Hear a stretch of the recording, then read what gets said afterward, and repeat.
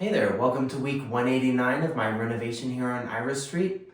I'm Adam, and yeah, nothing happens this week, so I don't know, let's see the nice bike ride my buddy Mike and I went on.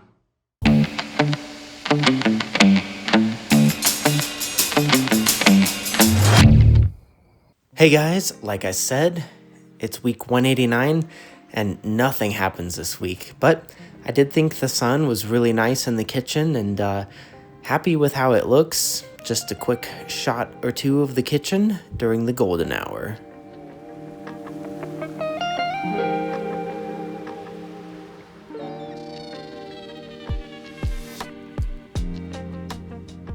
Today, Mike and I are headed out for a bike and scooter ride.